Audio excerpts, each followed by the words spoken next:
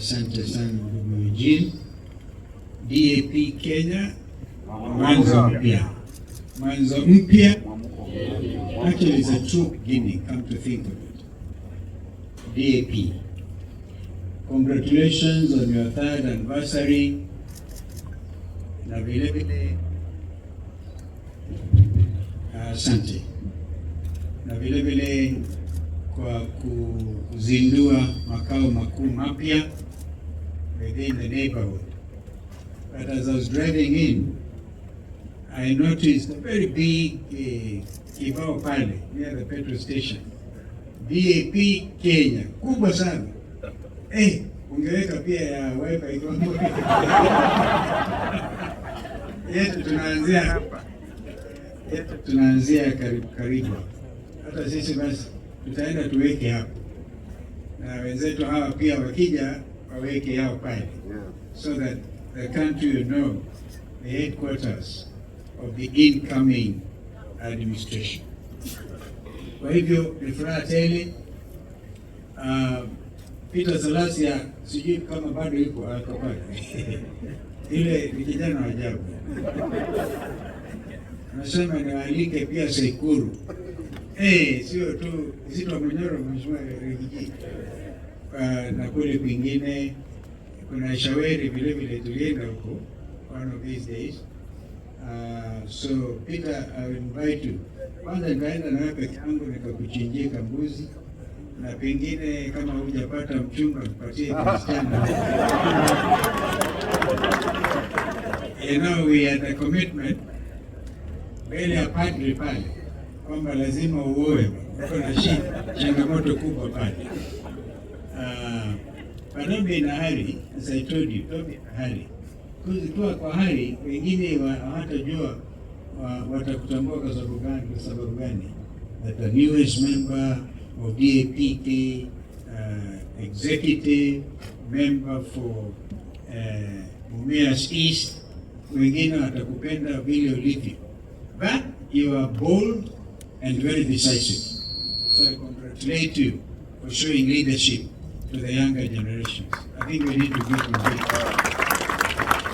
My brother Eugene Omalo, congratulations. You are focused, you are precise, and my brother Tony Gachoka always likes to tell me these things about leadership. Says it's a half fortune and a half skill.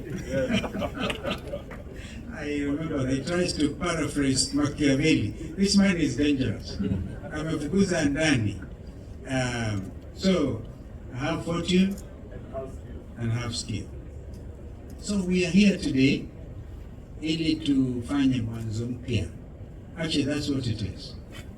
But as we do so, I will urge caution, because you will recall, Eugene, that whenever we were coming together in the past, we will be hardened.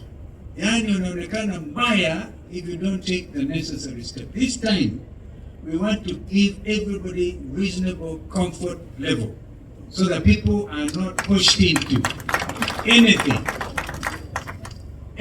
You will recall that when we met our brother, Dr. Matiang'i, he even recommended that we look for some technical team. I can tell you that. Technical team to build this level. Before you consign the local mortician to my friend Philip Kisia, give him the opportunity, because that was a very important matter. When they discussed with Rafa Utuju, who was the executive director of Azimio, and that's how we ended up with Philip Kisia, and he's already doing a marvelous job. Let us not leave anybody out. We will not leave anybody out. And as I said, there are others coming in. As we speak, you do not see, of course, Jubilee Secretary General here, Kioni. I believe we are all together. Let's not leave out anybody. This is the matter, because then you will give opportunity to Zakayo kuanza kusema wamegawanyika even before they began. So we'll do that. I know that Babayao is talking to Farmers Party, others are talking to other places, when Zakayo is consolidating, pushing everybody to wind up and join UDA, our approach is going to be the other way around. We'll open the space so that as many parties as are willing will join this wonderful, wonderful winning team. I hope I'm talking to you. So that's what I wanted to say. There is no room for division. We will not allow it, so that another good friend of mine from Ingo, the other day he was actually saying, my friend Steve-O, akirudi huku pia, if he doesn't watch his mouth, that is Weta. I don't know how to disown friends. I was in Weta and Raila, kumbuka kule, wakati after 2013 elections, ile sumu ya gas tulikula na yeye. One time I'll tell you a joke. I was wearing the wiper cap, and then we were demonstrating that Hassan, the people wametuipia kura waende. And then we are outside the university towers on University Way. Tunapigwa tear gas. If you didn't know what happened that particular day, we have fought, and we can't afford. We must get killed. I didn't know that Raila could fit into the driver's seat. Hapo alikuwa gari yake imepotea, akaingia kwa ya Orengo, natafuta Weta simpati, tukapotea, and we used to end up eating kwa mama samaki on Kilimani, and tunajipanguza machozi, tear gas. William Ruto anaenda huko Kambana akasema, the last time I saw a whole former vice president, he was sitting on the tarmac. It's time now to sit on the tarmac. Tukiendelea na mbele. Pia yeye akule dust kidogo. And this is for the good of this nation. I believe it strongly.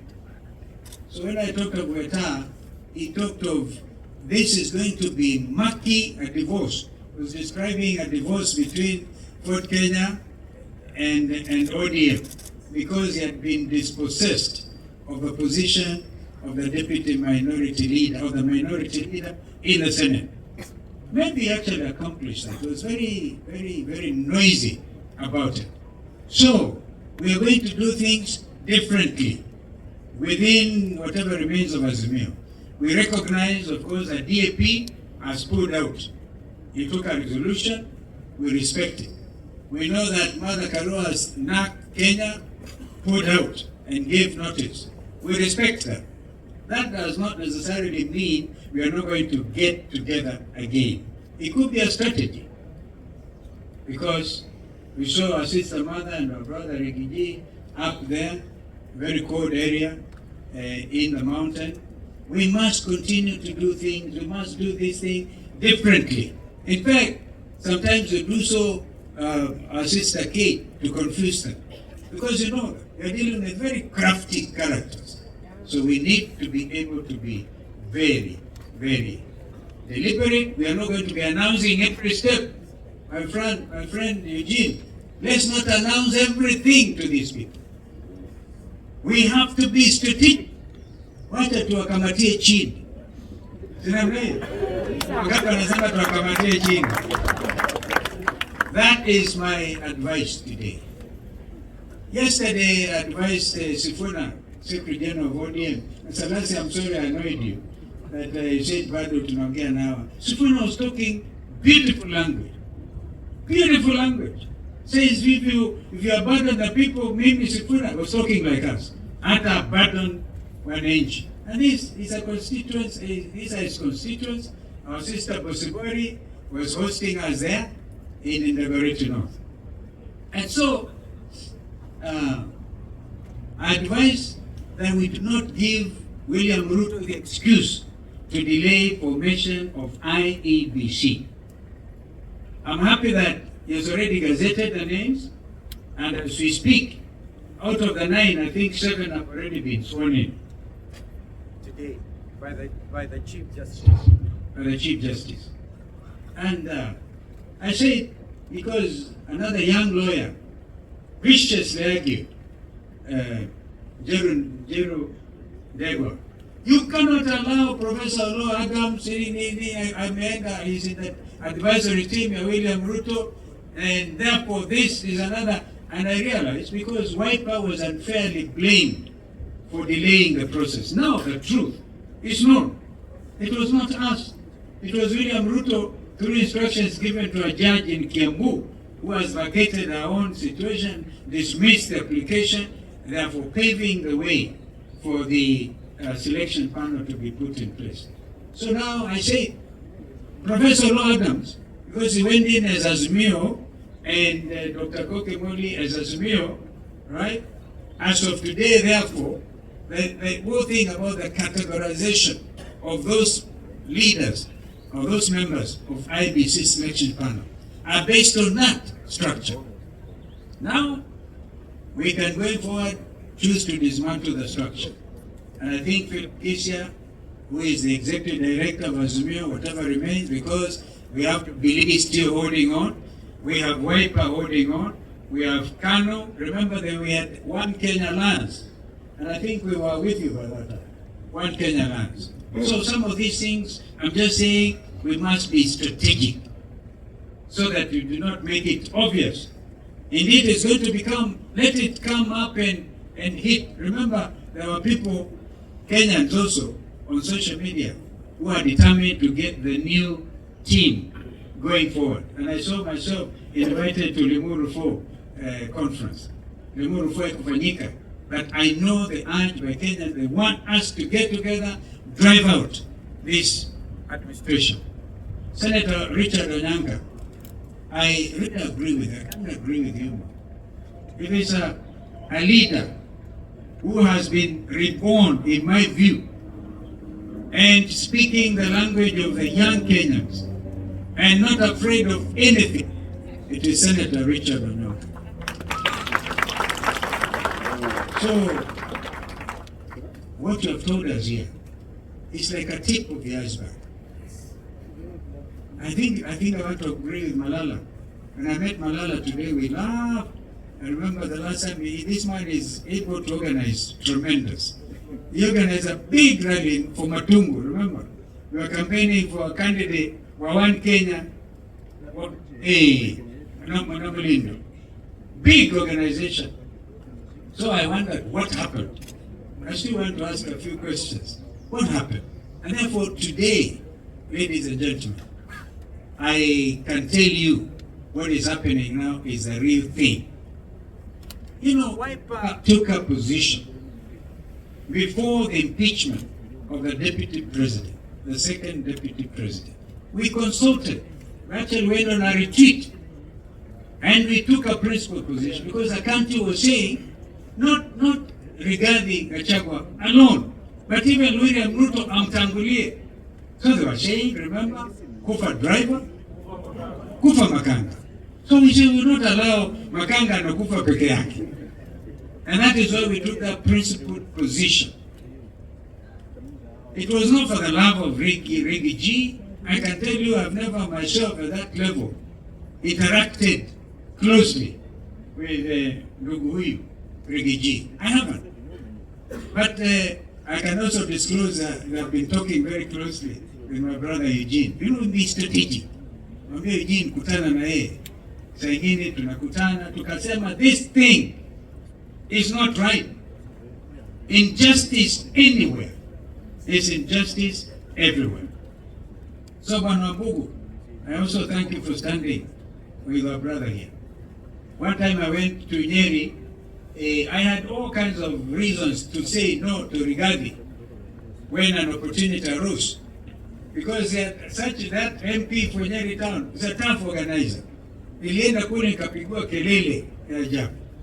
And I went there, we met with our brother Riggy at Ndarasha, that terrible incident, the tragedy, when we were burying those children. He briefed us, tukaingia Nyeri town. I saw a different Nyeri town.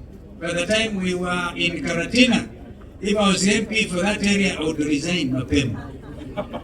Kama kuna mtu anachukiwa na watu ambao wamemchagua, from what I could see, I don't know what the name of that MP is. I would advise him mapema, resign, tafuta kazi ingine, mwambie Zakaya kupatie ambassadorial, uame Kenya hii.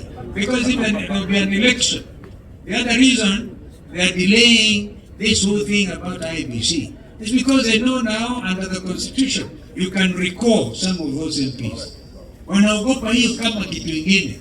And I want to prepare our people. Now that IBC is there, tafadhali mjiandae hao watu wawe recalled because they have acted unjustly. They have supported corruption. They have, above all else, stood for a government that abducts its own citizens. And I want to post it here. My academic brother, Tony, I want you to argue with me when we leave this place. My argument is abduction is worse than detention. At least wakati wa detention ulikuwa na kitu nakuwa sign, unaweka mahali. Abduction, it is something terrible. It's a crime against humanity. Therefore, Cleophas Malala, I agree with you.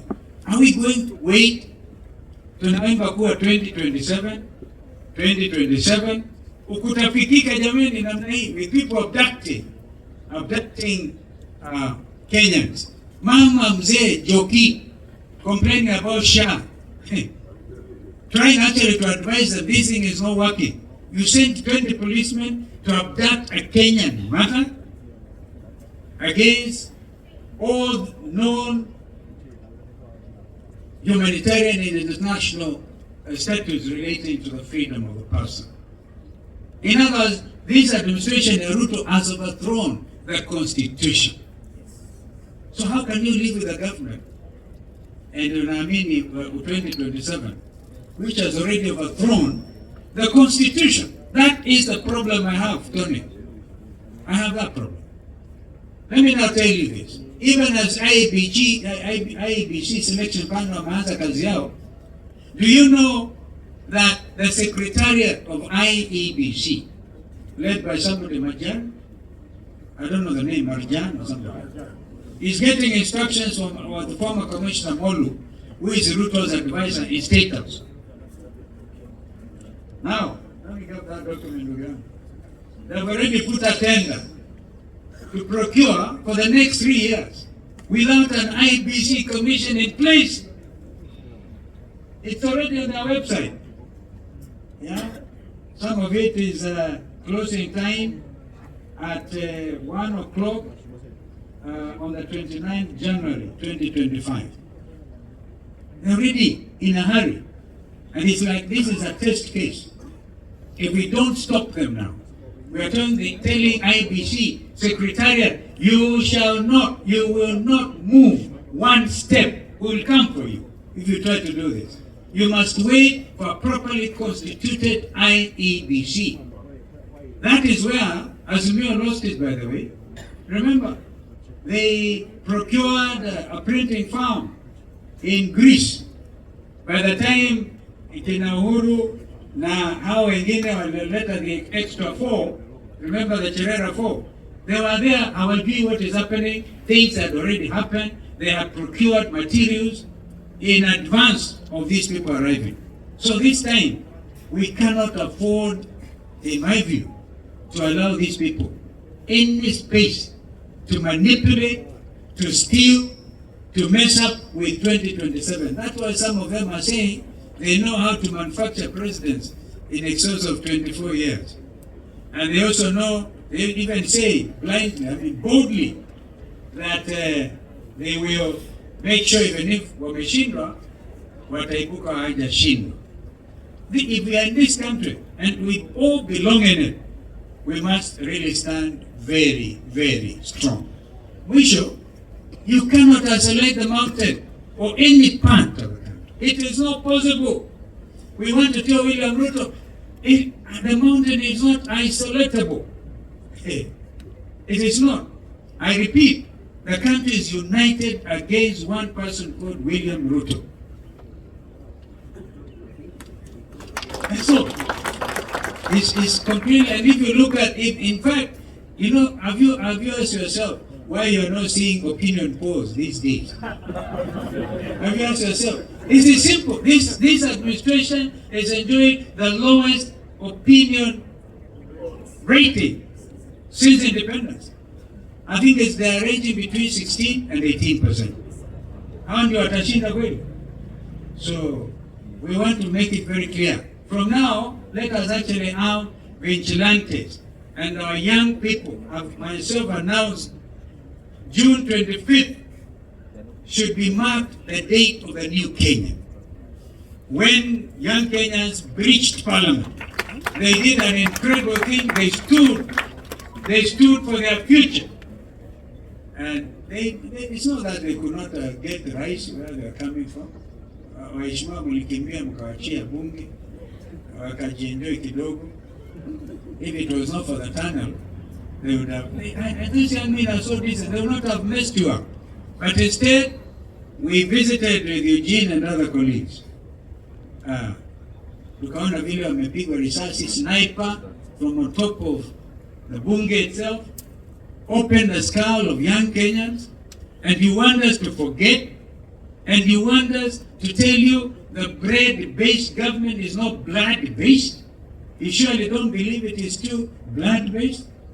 Therefore, the 25th of June will go down in the history of this country as a truly revolution day. And I think we have to accept it, give it to the young people, that they could not have died in vain. That unakumbuka 25th, the other day, they could not even allow to hold vigil. We stand with them, not because of anything, but because it is the right thing to do. I want to conclude so that I can welcome our brother, Reggie, kwa kusema kwamba we must do these things now differently, and we must be very strategic at the risk of repeating myself. And there's no two-way traffic about this matter. From today, the vigilante teams, any careless utterance by Kenya Kwanza administration, come here, governor of all the people, I could not believe Otuoma could say that. Let Otuoma know I'm coming to Busia. I'm coming to Busia. Oh yes, I will come to Busia. And nothing will happen to me, because he dare not cause violence. If he thinks he's helping William Ruto, that is the day the whole international community will close ranks. I will say, Kenya, you're on your own. Remember, we keep on saying we are against the Haiti mission.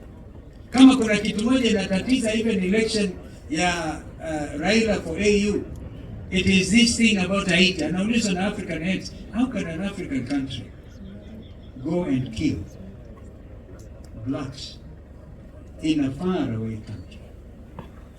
Because you see, Tinga is a candidate of the Kenyan government.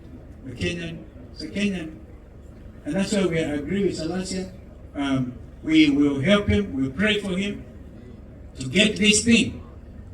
But so that I can quickly conclude, we document every careless statement. And Kenyans are wonderful. Forward every careless statement to the ICC. That is the only language William Ruto understands. So if you want to isolate the mountain will report you and all of us for crimes against humanity.